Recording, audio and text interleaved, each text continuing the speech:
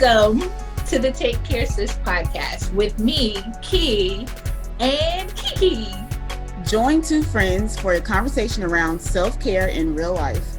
We'll talk about anything on the spectrum from bubble baths to setting boundaries to managing friendships and more.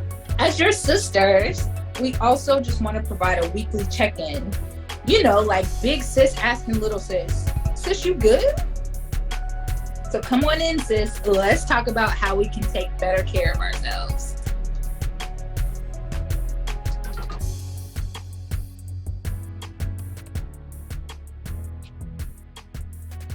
What's up, Kiki? What's up, Kiki?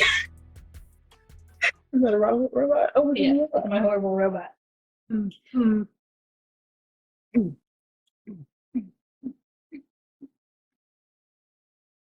Ratchet, respectable to ratchet, back to. This is who we are. This is who your podcast hosts are. But hey, y'all, what's up? We together in the same space. So you know we've been up to shenano goods. I'm sorry. Yes, we've been up to shenanigans. Mostly Key shenanigans.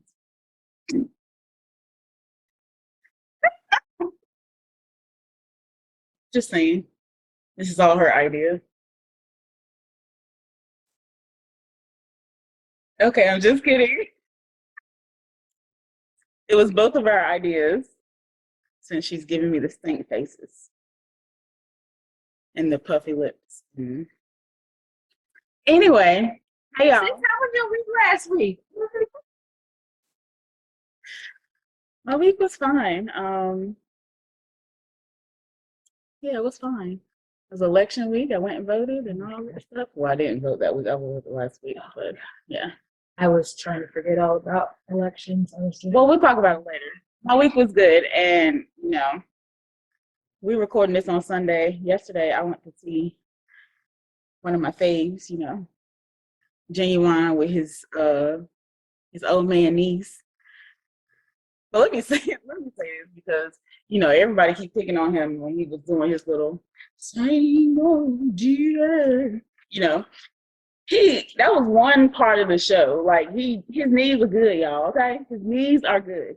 Man can still dance. Okay, y'all need to stop all that stuff. He's 52 years old. He's doing good. Okay, I bet half of y'all can get down there and do it. I didn't realize he was 52. Yes, he's 52. Did not know. Yeah, he sang his ass off. His backup singers also sang their asses off, and I enjoyed it. Also, there was Case, and that's a good throwback from the 2000s. And Donnell Jones. This is my. I'm not going to say it. And they had Adina Howard, but you know, we was late, so we missed Adina. Yeah. This sounds like a good old throwback. It was. It really was. The only one that we were kind of skeptical about was Donnell Jones because I don't know what was going on with his mics. We don't know if it was the mics or his singing was just not great. Probably high as hell. So he was the only one that was questionable, but you know, when Genuine came out on the stage, he showed out, and that's all that matters. And I caught a rose. I caught one of the roses, y'all. You know, he was throwing out the roses, and one of them got it. Yes. One of the roses came like in between the seat behind me, and the lady caught it from me, and I really just wanted to push her over and get the rose. But I said, okay, I'm just going to regroup and turn back around and say, hey, throw it here, throw it this way. And he threw one, and it came right in my hand. So now I got to figure out a way to preserve my rose. There are ways. Even I know that one. And I'm not so great at plants. My one plant is a lot, though. It is. You're thriving over there. Mm-hmm. Mm-hmm. Good job, sis. Mm-hmm. Thanks. Like turning sprouts. Sprout is non-binary. Oh, okay. Yeah. And sometimes I'd be like, girl, you look good. Then I feel like this type of plant should be like male, right? So I've decided that sprout is non-binary. Okay. Mm-hmm. So we supporting the LGBTQ and all of IA I'm plus. mm-hmm. I am the A. Mm-hmm. All right. QIA. Mm-hmm. LA. So I'm an auntie to the Sprouts. Hey, baby, you're doing good over there. All right. That was my week. That was my weekend. So I was in the area and I just, swung by to see my friend. Glad she told the truth. This was her idea. I'm okay with it today, although her time is running short. But yeah, moving on. What did I do? Elections were horrible. That was a whole horrible night. I just put myself to bed early because it was looking bad.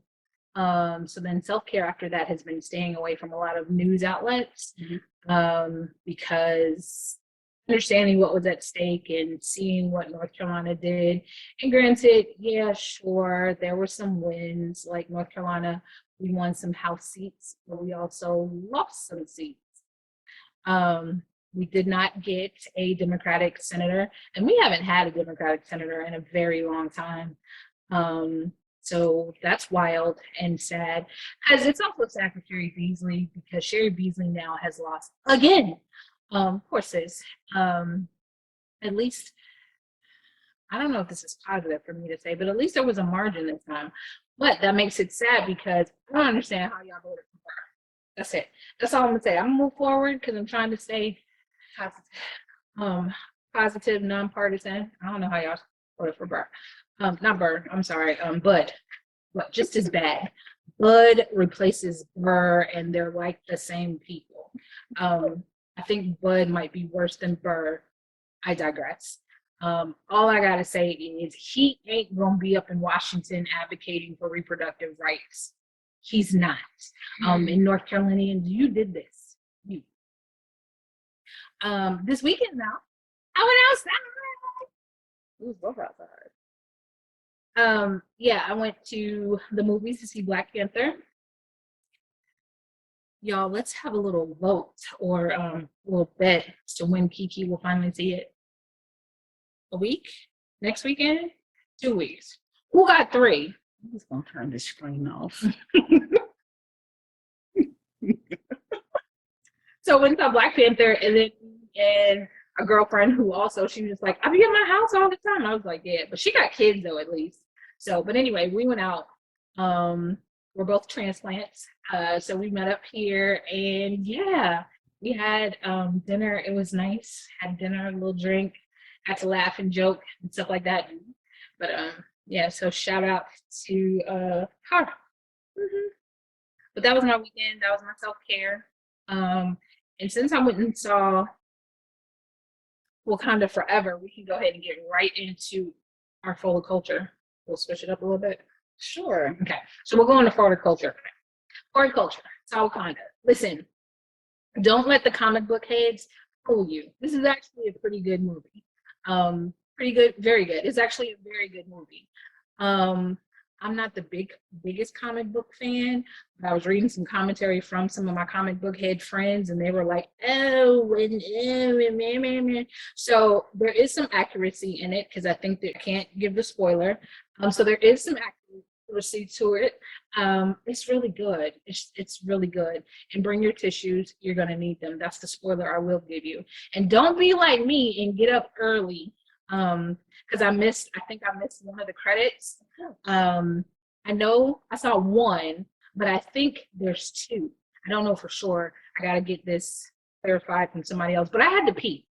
This is where I'm gonna be honest, my bladder failed me yesterday. But the movie, it was a solid 3 hours. Like it was a solid 3 hours. My bladder held it together for like over 3 hours because 3 and I noticed I had to pee about 4:30. That movie went to a solid 6. So I couldn't stay for the last one. So if anybody wants to tell me what happened in the third spoiler or the second trailer, please do. Just tell her. Don't send it to Take Care Sis because I'm gonna be mad if I see any spoilers in my inbox. Mm-hmm. Thanks. That was that for the culture. Okay.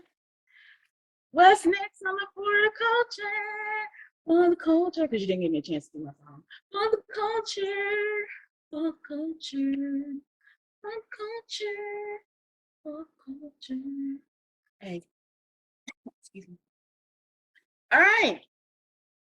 On our list of for the culture topics is so Brittany Griner has been moved to a penal colony in Russia.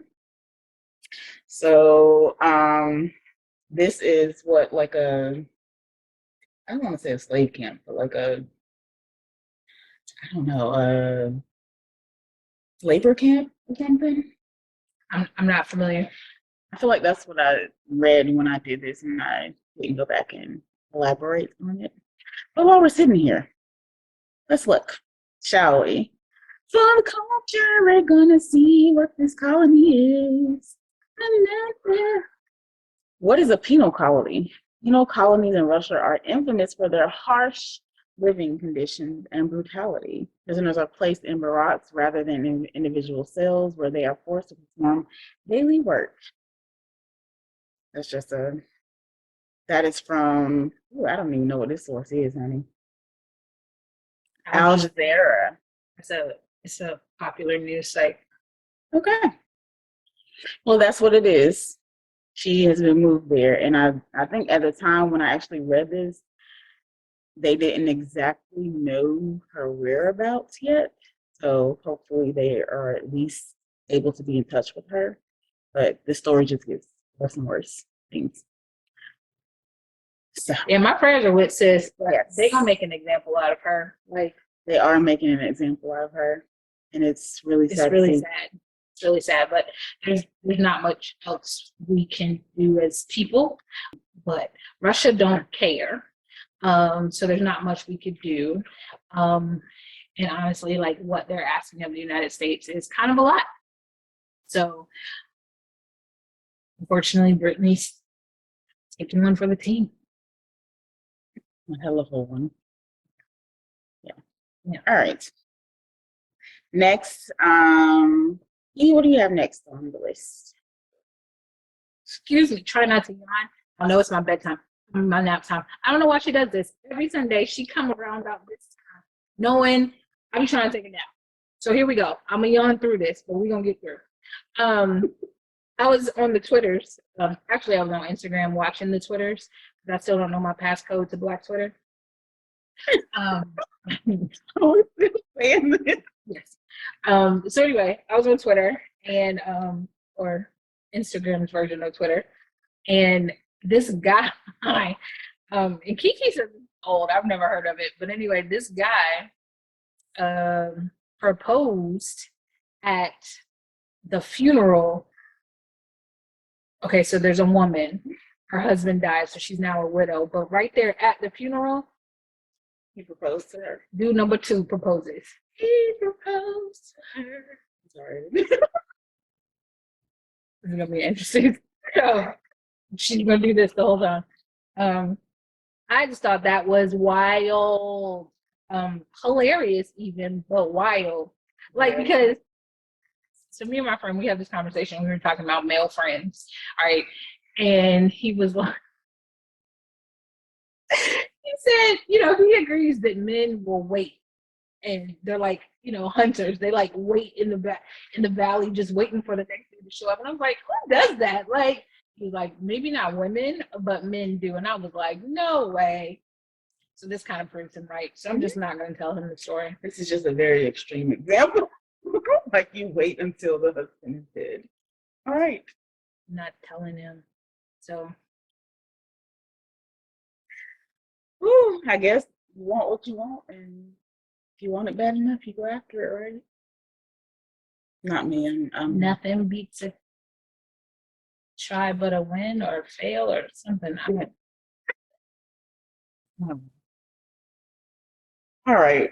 Next, so Tabitha Brown's children's show on YouTube was nominated for 2 Emmys, one for Outstanding Show and then one for Outstanding Host.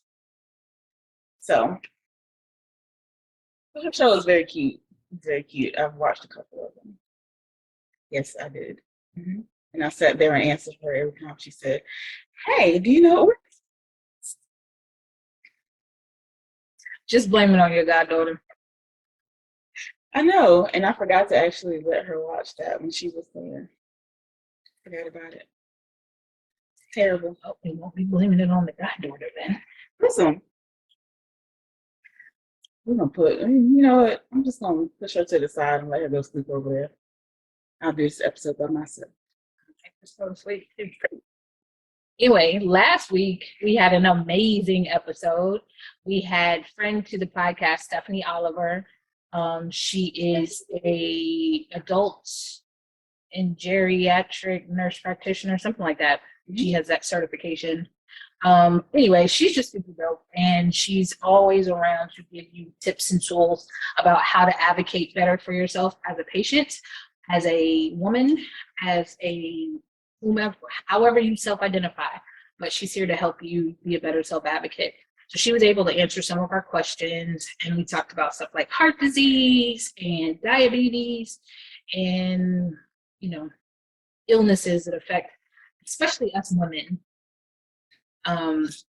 Yep. Mm-hmm. Yeah. That's what we talked about last week, y'all. So let's gather around so we can talk about our topic today, shall we? We just be dancing all this episode, like dancing and singing, dancing and singing. You're yawning. No, you're yawning, not me. But anyway, all right.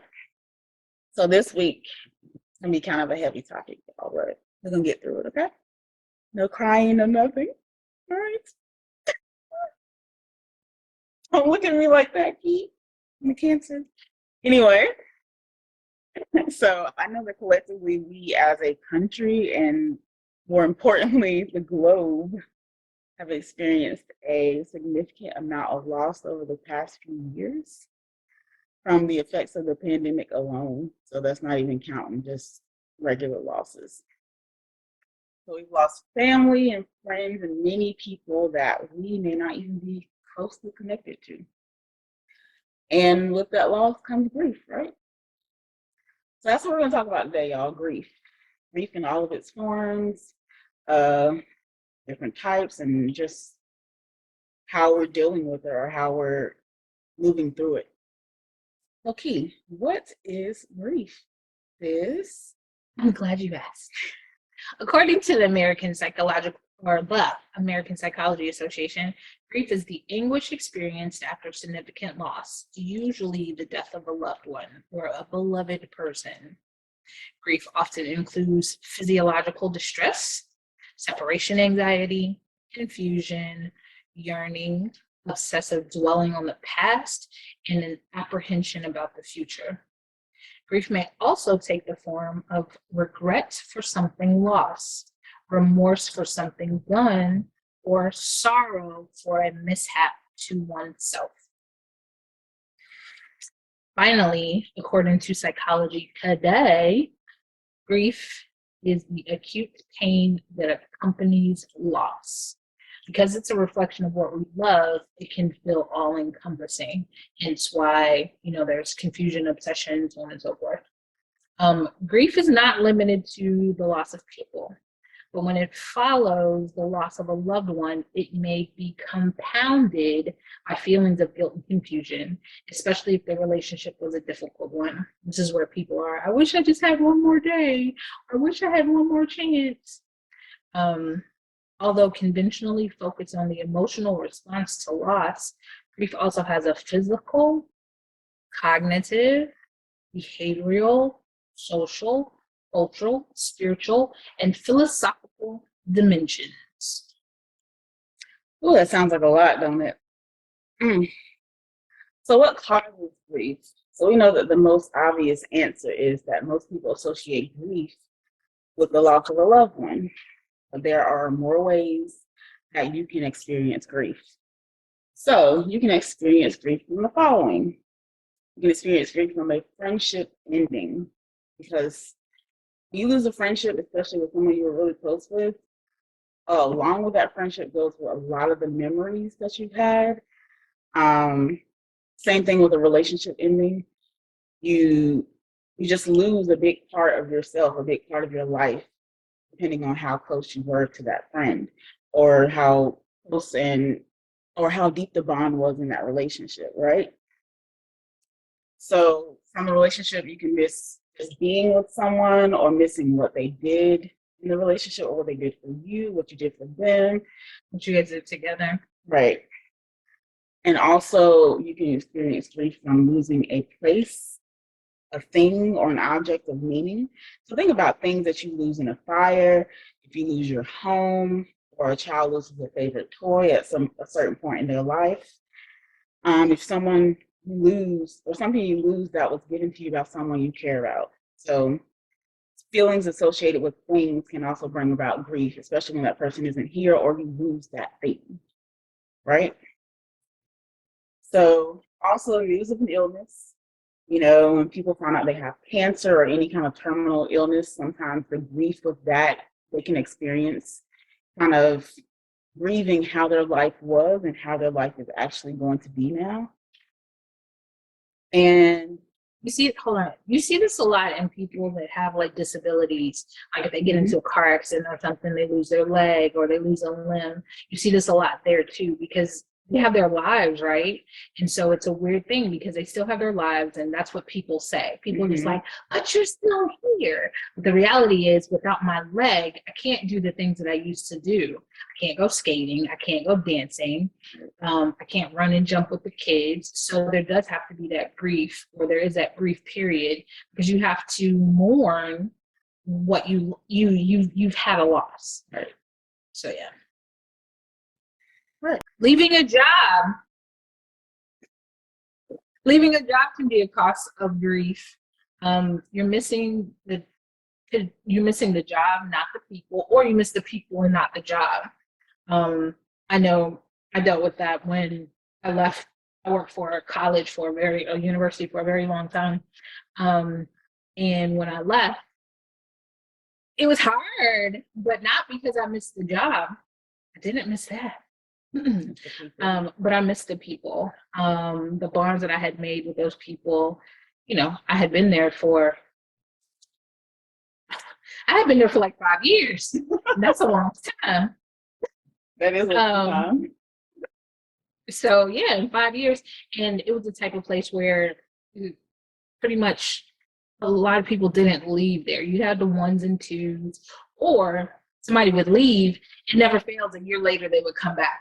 So it was the same nucleus of people that was always there. So I very much missed the bonds. I didn't miss the work or the pay. Being laid off and having to adjust now to the new pace of life. We saw that a lot in 2020 because people were let go. And you saw, Lord, my father didn't let go, but my father is a mechanic by trade. So when that job closed down and he had to work from home, I thought that he was going to kill somebody, because he's such a busybody and he likes to move and tinker with stuff. He was finding things to create, to create. It was, my poor mama. She is, my mama, bless her.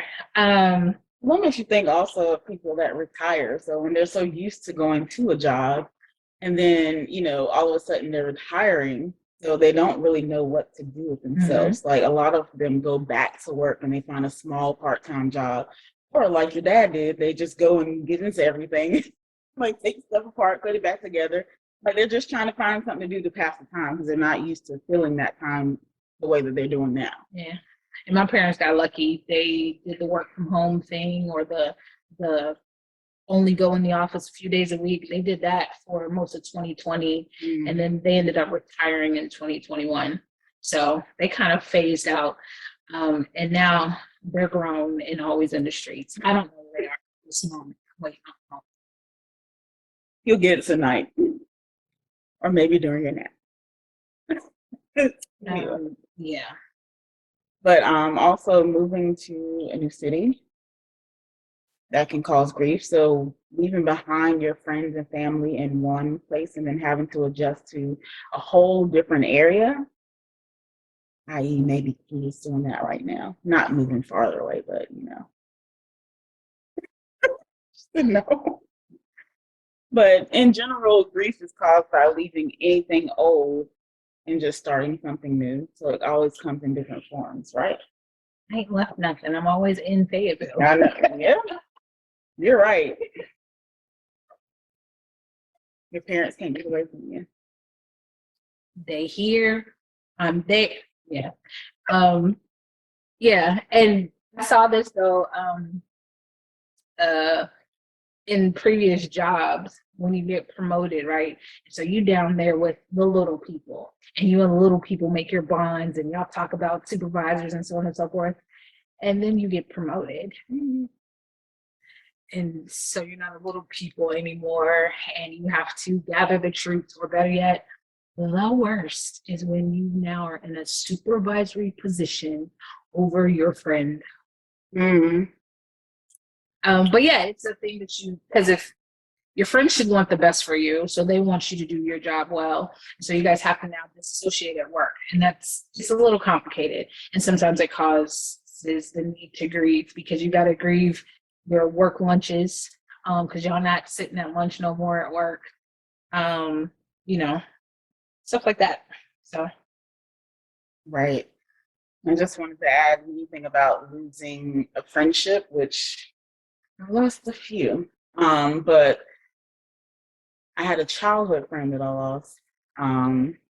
We just there was several instances where it just kind of led up to I just I want to do this anymore, you know?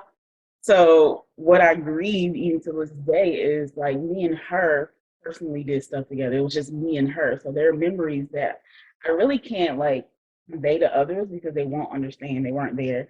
So like those memories are just with me and basically with her. And if we're not talking it out, then there's nothing to really experience anymore. So it's kind of grieving the loss of everything that happened up until that point. Like you have the friendship, but then it's like kind of doesn't exist anywhere else but with you. Yeah. If that makes sense. I had a similar situation, and she had kids. Mm-hmm. So her kids are like my goddaughters. And that's been really hard, because even now, as my goddaughters have celebrations, like one of my goddaughters, she's now pregnant. The truth is, am I even going to get an invite to the baby shower? Maybe. Am I going to go? Because there's no need. I don't have the animosity anymore. It was time to let that relationship go. There was just boundaries she crossed, and I'm not willing to let that thing go. I'm willing to be cordial to anybody for the sake of my goddaughter, but she's the grandma. She might get in there and cut up, and then so I might not go. But I don't know. If my goddaughter asks, I'll come. We'll see. We'll see. I can always hope for the best. I'm sending a gift regardless. So. Well, you're doing your part. That's all I can say. Because like we always say, relationships are complicated, but very complicated.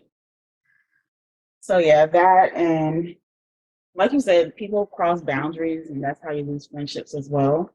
I mean, I've crossed boundaries.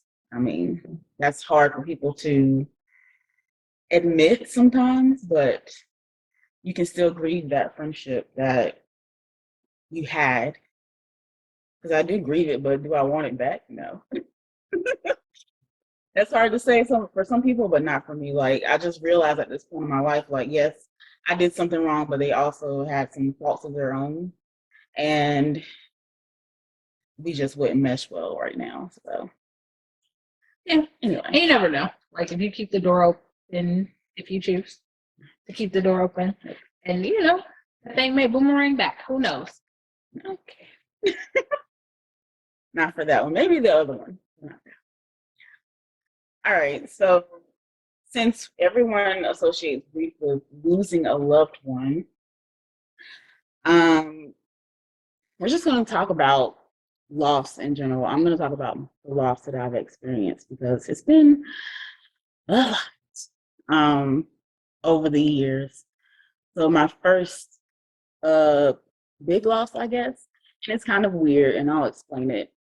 I lost my father, my biological father, when I was very young, probably like 4, 4 years old. So there's kind of a grief that you feel from like not being able to grow up with your father. And also like I was so young that I really don't have any memories. So there's nothing that I'm holding on to. So the memories that I hold on to are actually memories that people are telling me of. So they're telling me, he loved you, this is what he would do. I have pictures, I do have a couple of videos where I can actually hear his voice. But it's still weird to me because I never really got the chance to grow up and experience him. I was young. And I think people have to consider the fact that when people lose parents, it's already bad enough. But when you lose a parent at a young age, you're kind of holding on to what memories you have, or either you don't have any memories to hold on to. It's kind of complicated how you feel towards them. So like the more I hear about him and the more that I digest, it's kind of like there are good things and there are bad things, but like, our parents are human. So I have mixed feelings on that. But I do still experience grief from that because there's still like every day I still kind of have a period where I kind of think like how would life be if he was here? Like even when I go through big stages, big things in my life, graduations, celebrations of certain things, like how would this be if he was here, right? But then you have the other side of it, like I do have a stepfather who is very active and who does love me and who does a lot for me. And I love him very much, right? But it's still that grief of what would life be like if my father was here? What would life be like if my father was here and my stepfather were interacting together, right? That's a whole different thing that I think about. So I don't have a lot of like crying grief, I guess, over that because I don't have a lot of memories to hold on to. Now, fast forward, I've lost also on my father's side, I've lost my grandmother, which was his mother. Um, that hurt a lot because I talk to my grandma a lot, like full conversations. When I come home, I always stop by, have 2-hour conversations with her, just sit and talk and chill. And I remember when my mom, and this was years later, she was like, I don't know how in the world you held yourself up. She was like, I called you and told you, and you were like, okay, I'm coming home. I drove all the way home, and then she was like, I got home and I broke down crying. So that was a hard loss. And then the next one was my auntie, which is my father's sister. I lost her to breast cancer. So that was another hard loss. And that was like my closest aunt on that side of the family. And so I think about her a lot. Ooh, I said I wasn't gonna cry. Didn't I say that? Actually, you didn't. You said you was gonna cry. I was prepared.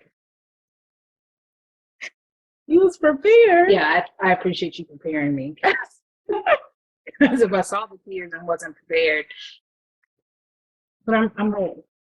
I don't know what to do, but I'm ready. People.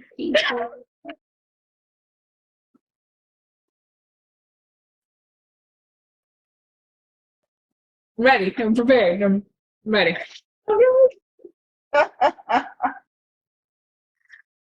As I was saying, that was another hard loss for me. And after that, like on that side of the family, it just seems like the family was just kind of dwindling down, like it's just a few people left. And now it's experiencing the grief of the people that are gone and also just like experiencing the grief of how our family was and how it is kind of just like we're kind of spread out. It's not a lot of interaction. We're trying, everybody tries, but stuff changes. That's also another form of grief is, like we said, just going into something new, experiencing something new. When your family loses someone, especially like a matriarch or patriarch, like there's always going to be some kind of grief attached with that because the family's really never going to be the same again. never really goes back to what it was. You can try, but it just doesn't. So that was the grief on my dad's side. Yeah. My cousin also, I texted her before I said I was gonna do this episode, and I was like, I need you to tell me like what I should tell people about grief. Girl. She was looking at something on her iPad, y'all.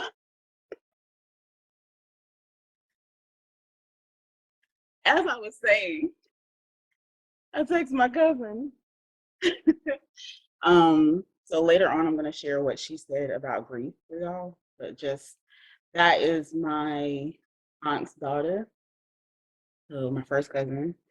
And so when you think about it, in this situation, she's lost her mother, her grandmother, and also we lost our great aunt, so my grandma's sister. So that was like the last one. And her uncle, your dad. So I always think about her because she's lost like 3 mother figures in her lifetime, and she's younger than me. So yeah, grief is just it's a lot. I really don't cry like that, y'all. I don't know what made me cry now. Let me keep that face over there. But anyway, so on my mom's side, we've lost our great grandmother, which is her grandmother, my great grandmother. That was a big loss for the family. Of course, like I said, there's always the grief of losing that matriarch because the family kind of doesn't go back to what it was. We also lost her sister, our great aunt. Ooh, all the greats I get lost in.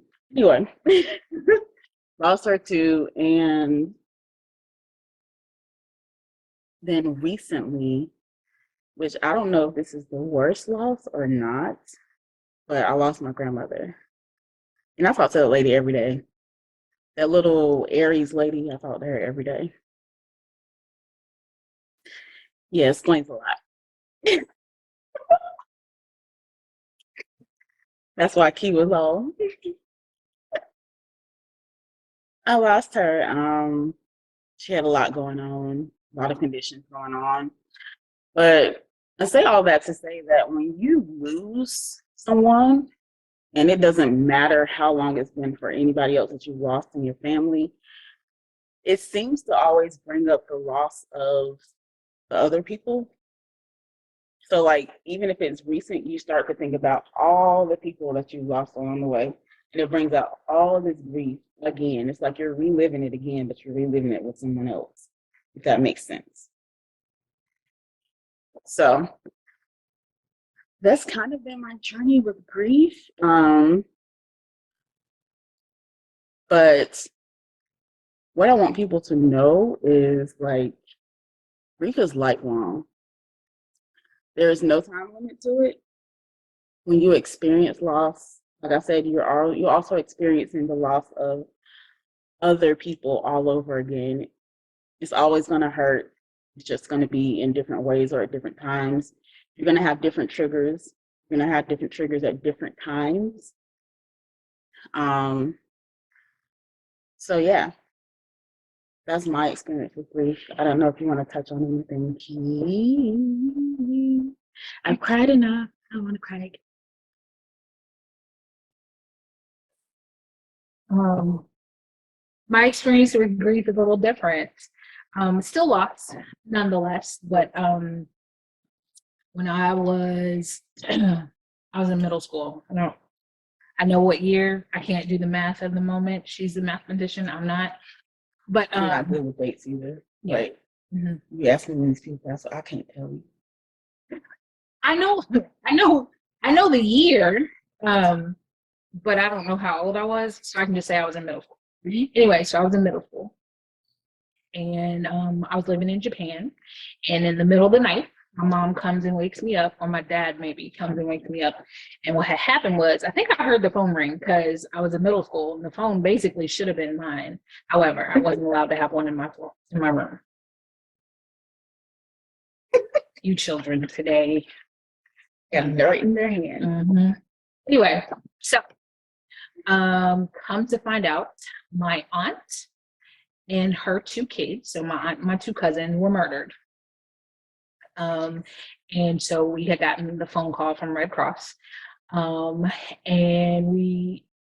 my dad, he stayed there in Japan with my younger brother, and me and my mom came back to North Carolina for the funeral. My mom's from Fayetteville, or actually she's not from anyway, my mom's from North Carolina. So anyway, we came back to North Carolina, and it was super scary because we didn't know what happened. We just knew that my aunt got murdered. It was a horrible time because as we're grieving, my grandfather's the one that found them. So my grandfather's the first suspect. And so that's hard in itself because he had just lost his daughter and his two grandkids. And here he is being the suspect because he's the one that found them. That's bullshit, by the way. So anyway, it was super hard because nobody knows what's going on. Everyone's a suspect in our house. Like, we're looking around, we're looking at people. We starting to think of, you remember that one time when she got into an argument with such and such? It's crazy. It's crazy. Fast forward several years later, we find out who the killer was. The killer was a friend of the family. So that's grief number 2 now, because we now have to grieve. You know, we've been grieving my aunt, but it's weird, right? Because although we grieve their death, they're in the ground, they're buried. We know that they're gone. They're with our ancestors, so on and so forth, right? We didn't have that finality that you have when someone dies of a disease. Mm-hmm. We had they had been murdered. Someone had taken their lives. So that's different. So when we find out who the murderer is, we now grieve because it's like, and we know he's in jail. So, you know, we can kind of, like, my mom, I promise you, my mom didn't sleep for probably a year. And that in itself is odd because she's grieving her sister. We're grieving, you know, the loss of our family, but we're also like scared because we don't know who did it. We don't know if they're coming for the rest of the family. You just don't know. You don't have any answers. So like I said, years later, we find out who it is. He's a friend of the family. We have to grieve the fact that we can't talk to him. We can't talk to, my mom still won't talk to one of his sisters. Mm-hmm. And I get it. They've since kind of made up, I guess. She's apologized on his behalf. But I'm getting there. So anyway, we find out he does it. He's in jail. The trial is complicated because, come to find out, he's a serial killer. So he's done this before in another state. This is how he got caught, all this other stuff. It's wild. Fast forward about 10 years, because now I'm out of college. I live in DC. He gets the death penalty. He had been sentenced to the death penalty anyway, because in addition to killing my family, like I said, he was a serial killer in the making. I don't know what makes you a serial killer or not, but he did it again. So anyway, his next victim, so on and so forth. This is now 10 some odd years later. Because like I said, I've graduated college. So this is middle school when this happened. I'm now first or second year out of college. He's finally getting the death sentence and the death penalty. And I think he's actually one of the last few that had been persecuted. The last few that had been executed here in the state of North Carolina. I digress. He gets executed. So we're there for his execution, which is also weird. It's weird. So we go to his execution and yeah. So then there's another grief, right? Because you're supposed to feel better. You don't, right? This guy lost his life. And so 10, 20 years later, I don't know if he's a changed man because I hadn't talked to him since I was a little younger. Mm-hmm. I don't know if he's a changed man, but in theory, you know, prison is supposed to rehabilitate you. So he could have been a changed man. Everyone, you know, counselors and stuff from the prison came and talked about how he found God and how he led Bible study. And I'm not saying that's a crock of shit, but I am saying that, yeah, it's a little hard to believe in the moment. But in reality, this man now has lost his life. He's taken the lives of several others, but there's still not a lot of solutions. There's still not a lot of resolve, I guess. So I then had to grieve like a third time because whereas I thought I would feel better and like, this is it, like, we know my aunt's gone, my aunt's Ben's gone, but now her killer's gone. And again, you think you're going to feel better, but you don't. So now, like I said, I had to grieve again. But now I'm in a weird place because when anyone talks about the death penalty or having to serve life and whatever, I'm in a weird place because I almost am like, nah, capital punishment. Go ahead, take them out right now. And that's not always the best thing, right? Because truthfully, I'd rather just have my family back. I don't care that that man is gone. I'd rather just have my family. Right. So don't ask me nothing about death penalty and sentencing. I'm not the person you want to get into this conversation with. But anyway, that's my story on grief.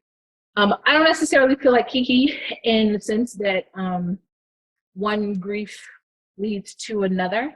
I don't know. I think of them as individual things, except this last time when my great aunt died over the summer. That was hard for me because it was kind of like you said, like, we're losing all our elders in my family. Like, now my grandmother, I lost my grandmother when I was a young girl. She died when I was like 5 of cancer. So I didn't grow up with a grandmother like most people did. But I've had my great aunts, and now we lost this one. There's one more sibling remaining. We're not as close to her. She lives in California. So for me, the one that I just lost, the one that lived in Fayetteville, the one that I was closer to, it's hard because, our matriarchs are gone. Our elders are gone. So now it's the one great aunt, and then it's like my mom and them, that lineage. So that's just altogether weird because they the elders. I like to remind them of that, but they the elders. And that's also scary because one day we'll be losing them. Right. So that's my story with grief. I think that's how my mom felt too. It's like, she's like, we're the old people now. Like, we're the ones that are supposed to be bringing everyone else up. But she's like, I still have my aunts, like, so close, like my aunts, and then me, and then y'all. That's how she kind of thinks of it too. I don't know, this is just, it's weird. And when you said that, ooh, the murder, ooh, Jesus. So my dad, and I really don't talk about this, his case was like a cold case. They don't know what really happened. So we know the gist of what happened, but we don't know if it was like foul play or what. My father drowned in the pool. So like, it was at a party apparently. So we don't know what actually happened. Did somebody kill him, or like, did somebody push him in? Did somebody do it out of malice? Like, what's going on? And this is stuff that I found out from my brothers. I really haven't looked into the case. I really don't want to, because I feel like it'll bring up more emotions that I don't want to deal with right now. But it's been a cold case for years, and I don't think I think they tried to reopen it, or they were looking into it, but at this point, nobody really wants to go through. So, all right, now that we've talked about our experiences of grief, so I did a video back in 2020, which I didn't realize that was in 2020. It's kind of ironic, right before the pandemic, that I did a video about the 7 stages of grief. Look at that foreshadowing. Right. So like, I did a video on my YouTube, This Curvy Yogi for Now. I'll just link it down in the description, like how to deal with loss. And I'm just going to go through those 7 stages. They were based on, I want to give y'all the right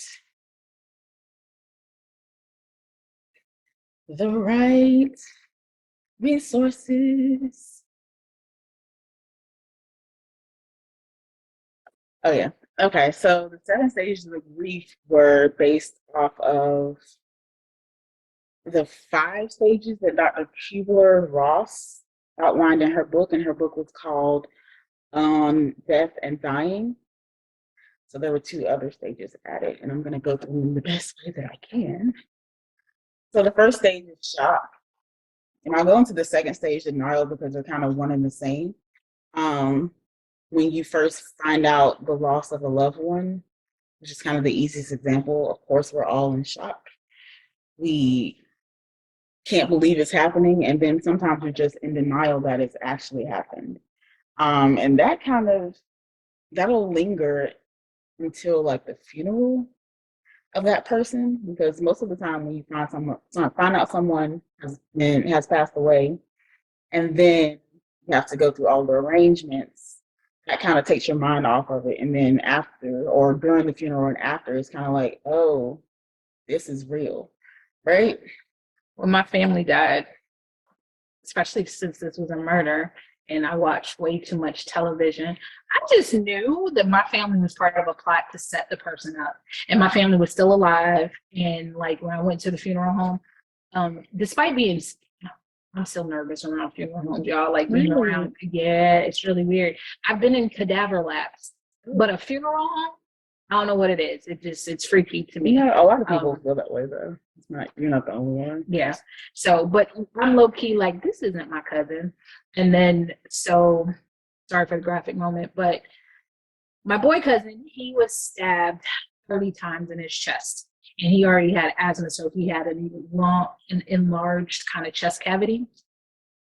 So for the funeral, for the wake and whatever, they stuffed his shirt with cardboard.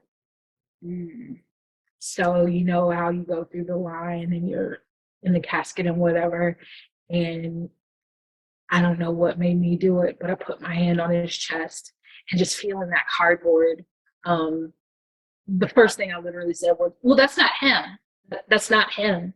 And, you know, again, me and my vivid imagination. And because I just knew that they was in a far off booth somewhere or witness protection program, that ended up not being the case. But yeah, it was really weird.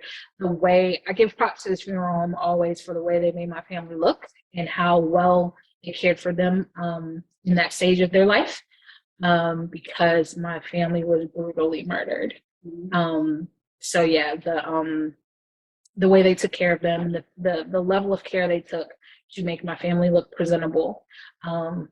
Props to that funeral home, like always and forever. It's hard to see. It's hard to imagine. That kind of leads us into anger, right? Because when your family had to find that out, that's what you're feeling. And you still feel the anger years later. It can hit you at different times. You can feel anger for the way that they died. You can feel anger for just them not being here. Because a lot of people will question, like, well, God, why them? Or why me? Why did this have to happen to my family? Yeah. You know? So anger is very normal. I want people to think that you're not supposed to be angry when you're grieving. It's just something we feel. You have to let yourself feel those emotions. And I know it's hard, but just allow yourself to do it. The next one is bargaining. So the way I understand bargaining to be is it's a kind of, well, why didn't this happen to me type of situation, right? So you begin to put yourself in the shoes. And this isn't necessarily the case of my family, right? But like you have a family member die, and say your family member died because they got abducted when they were jogging, right? So now you begin to think of, well, I go jogging on that same road. Why wasn't it me? Or, you know, that could have been me next time. And or sometimes you're even like in a harsh state of grief, you're even pleading and just like, well, why didn't you take me? Right. That's how I understand bargaining. That's what I was gonna go into, that last part, but yeah. The next one is depression. That can be the really the extreme effect of grief is falling into a depression. Like just feeling the feelings. You're grieving very hard. Like you lost someone that has been a big part of your life, or lost something that's been a big part of your life, and that can alter your feelings on how, you know, you feel about your life. So you may not have that will, you know, like you used to live, and motivation to actually do the things that you were doing before. And that makes you fall into a depression again. And it's kind of weird to say that that's a normal part of grief, but it is. Because depression looks different on everybody else, right? And it lasts for a different length of time on everybody. And because it looks different, because it presents different, depression for her may mean she doesn't eat. Depression for me means I eat. Whatever the depression looks like, right? So that's why it's so, I'm just going to use the word weird, because I don't have a better word. Right. No, you're right. Exactly. So the next part of the next stage of grief is testing. And from my understanding, that means that you are kind of thinking of ways to manage your grief, or trying different ways to manage your grief. And that can be anything. Like you said, everyone deals with depression differently. So if you're eating, that's a way that you're trying to test out how you're managing your own grief. If you're going to therapy, if you're just sleeping all the time, all these things may not always be healthy, but you're in that stage where you're trying to get yourself out, or trying to figure out what coping mechanisms work for you. And so that also leads into acceptance. Once you found the things that work for you, right? Then you've finally gotten to the point where you've accepted the loss. You've accepted that this grief is something you're going to have to deal with. You found the coping mechanisms that you can use to just kind of move through your life in a healthy way, right? Mm-hmm. Acceptance sometimes takes a long time to get to, though. So that's why we say that grief is lifelong. Like, you can accept it one day, and then next day you come back like, nah, I don't believe this again, Right. Like, you start that cycle again. And all of these stages are not in any type of order. We put it in an order, but it doesn't happen in the order all the time. Sometimes you're going to feel that shock again. You're going to be in denial. All of these things you can feel at different times in your life. So yeah, those are the 7 stages of grief. And do you have anything you want to add, Ki, for this subject? Or no? No, I'll just say, like, I encourage you right now at this moment to take this opportunity to know who you are and what's your thing, right? And I say this because, for example, for me, and anytime I've had a loss in my family, being able to talk about it has been helpful. To be able to share the memories of the person, to be able to share like laughs and jokes and whatever, that's been helpful for me. Everyone's not a talker. Everyone doesn't need to externally process. Some people need to internally process. So I just encourage you to learn what your thing is. So, because you're going to grieve, because you're human, because someone is going to leave you in some capacity, whether it be a divorce, whether it be an actual death, or like I said, whether somebody moves away, or whether it's just the end of a friendship, whatever, someone's going to leave you, right? And so I encourage you to learn how you process any type of loss, and to begin to nurture those relationships and those lines of communication. One thing that my best friend, right? This is how I know that she is my person. She is my best friend because she knows how to deal with me best, right? My best friend knows how to let me talk, but she knows when I've gotten to the point that I'm ruminating. And so she knows how to like reel me back in. All right, sis. Reel it back. Like, she's really good at that. God knew. So God sent me her. And so yeah, that's my best friend, because she's really good at that. Because yeah, sometimes I will talk and talk and talk and it's funny because that's not normally my thing. I can talk, as you can tell. I have a whole podcast. I can talk, but I'm not normally like blah, blah, blah, blah all the time. If I'm upset and I start doing that, I can ruminate. That's how I know when I'm upset. That's how I know when I'm not okay. And that's how she also knows I'm not okay. So she knows to do certain things to help me feel better. That's what I'm gonna say. Oh, that's so sweet. Shout out to her best friend. That's my dog. And the last thing I'm gonna say, because I could have a whole other episode about this, but no. I said before that I reached out to my cousin for some advice about grieving. And I'm just gonna read what she says. So she said the grieving process has no time limit, like we've been saying. Losing someone you love can hurt just as bad in 10 years as it did when they first passed, and that's okay. Sometimes it will be hard to be positive and remember they're no longer in pain or in a better place, but it's essential to believe because it's true. In everything you do, strive to make them proud and continue to keep their memory alive. And that was it. Short and to the point.